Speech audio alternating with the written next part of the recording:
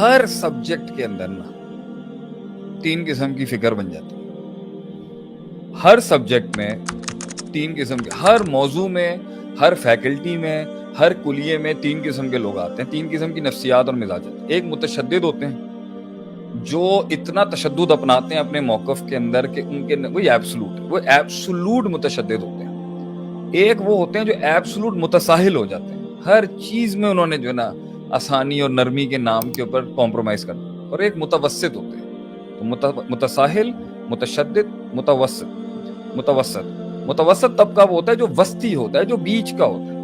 یہ بڑے مسائل ہیں زندگی کے اندر بھائی, کہ بیوی اور ماں کے جھگڑے میں کیسے فیصلہ کریں, بڑا مسئلہ ہے. بعض لوگ کہتے ہیں ڈگری نہیں ہونی چاہیے, بعض کہتے ہیں ڈگری ہی ہونی چاہیے, اس کے بغیر قابلیت ہی نہیں ہے بات کرنے کی, افراط تفریط.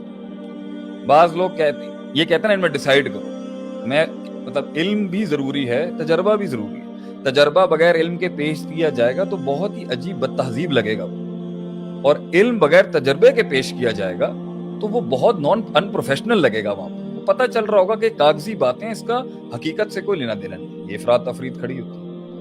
جو لوگ کیپٹلزم کا رد کرنے جاتے ہیں وہ کمیونسٹ بن جاتے ہیں, جو کمیونزم کا رد کرنے آتے ہیں وہ کیپٹلزم بن جاتے ہیں. کیپٹلزم بھی ایکسٹریم, کمیونزم بھی ایکسٹریم, سوشلزم بھی ایکسٹریم, اسلام پھر بیچ کی راہ نکالتا ہے. نہ ٹوٹلی گلا گھونٹ دیتا ہے عوام کا, نہ ٹوٹل جو ہے اس کو اتنا کیپیسیٹیٹ کر دیتا ہے کہ وہ جو چاہے اپنی مرضی سے کر لے. یہ زندگی کا سارا فلسفہ. ابن قیم کی ایک کتاب ہے رحمہ اللہ علیہ کی, مدارج السالکین, اس میں بڑا لکھا ہے انہوں نے اس کو. ایک بندہ تقدیر کے اوپر گیا, اس نے اللہ کی تقدیر ہی رد کر دیا, دوسرے نے کہہ دیا انسان خود اپنی تقدیر لکھ لیتا ہے. پھر افراط تفریط. ہر موضوع, ہر فیکلٹی میں آپ کو یہ افراط تفریط ہی مل رہی ہوتی ہے, جس کی وجہ سے سسٹمز برباد ہوتے ہیں, سسٹم تباہ. علم ہے ہی اس چیز کا نام کہ بھائی ایک پارٹی کہتی ہے بھائی ریسورسز مت دیکھو اور قدم لگا کود جاؤ, ایک پارٹی کہتی ہے پوری میتھمیٹکس کرو پھر ریسورسز دیکھو پھر لگاؤ. یہ افراط تفریط. ہر جگہ نیوٹرلٹی ہی بچاتی ہے, ہر جگہ یہی چیز بچا رہی ہوتی ہے کہ بھائی بیچ میں رہ کے دونوں موقف کو سبجیکٹیولی دیکھا جاتا ہے. ایبسولوٹ نیچر کو سامنے رکھ کے اس کی سبجیکٹیوٹی میں دیکھا جاتا ہے کہ یہاں ایبسولوٹ ہوگا اور یہاں تھوڑا ہلکا رکھا جائے گا.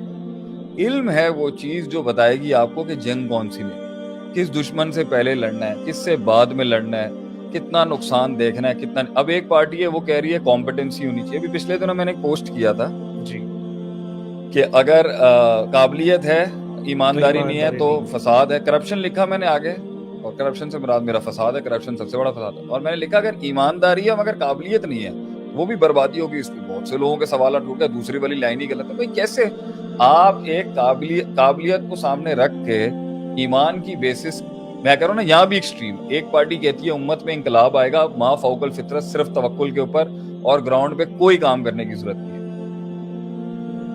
اور ایک پارٹی کہتی ہے گراؤنڈ پہ اتنی میتھمیٹکس کرنی ہے کہ جب تک برابری نہیں ہو جائے گی تب تک مقابلے بازی نہیں کریں گے, نہ جنگ کریں گے, نہ کسی فیلڈ میں قدم رکھیں گے جب تک کہ وسائل پورے نہیں ہو جائیں گے. اس لیے وہ کہتے ہیں توکل بھاڑ میں جائے. نعوذ باللہ. ایکسٹریمز.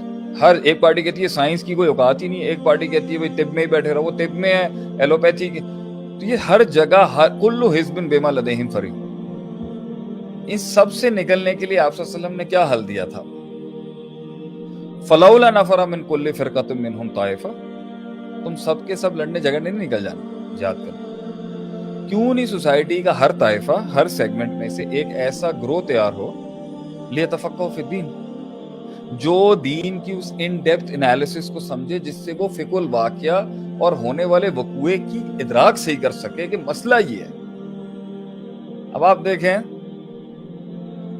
اس میں you want to add something? نہیں آپ وہ یاد نہیں ہے حضرت عمر اعلام الموقعین میں امام ابن قیم رحم اللہ علیہ فقہ کے باب میں اس کو لے کے آئے ہیں, فقہ سمجھاتے ہوئے کہ حضرت عمر کے دور کے اندر ایک مسئلہ ہو گیا کہ ساسان جب فتح ہوا تو جو لوگ کسی علاقے کو فتح کرتے تھے تو غنیمت کا مال 1/5 کو چھوڑ کے 4/5 ان کے پاس ہوتا تھا, جو مغنمین تھے میرے خیال سے.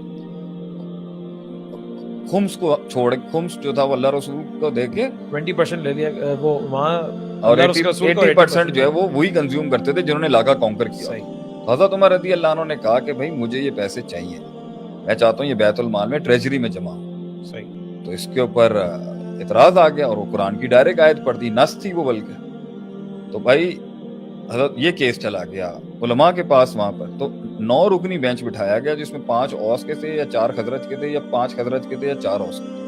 اور حضرت عمر نے اپنا کیس پٹ اپ کیا کہ بھائی میری جو بارڈر پوسٹ ہیں اس کے اوپر مجھے خطرہ بہت زیادہ ہے, مجھے پیسے بہت زیادہ چاہیے, اور یہ قرآن کا ڈائریکٹ آرڈر آیا ہوا ہے کہ جو بھی کسی علاقے کو فتح کرتا ہے وہاں غنیمت کا مال جو ہے وہ پہلے وہیں ان کا حق ہے 1/5 ٹریجری میں چلا جائے گا اللہ رسول کے نام.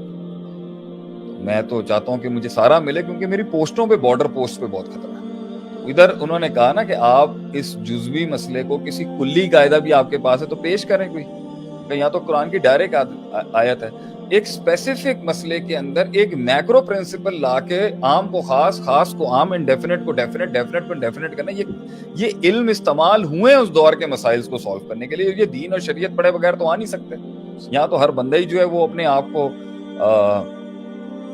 لاما بنائے بیٹھا ہوا ہے کہ جی اس کے پاس علم کے سارے فرقان ہیں, ساری ڈائمینشنز ہیں, ساری ڈائنامکس ہیں, اور بات ڈائنامکس کی بات ہے اللہ کی مراد کی.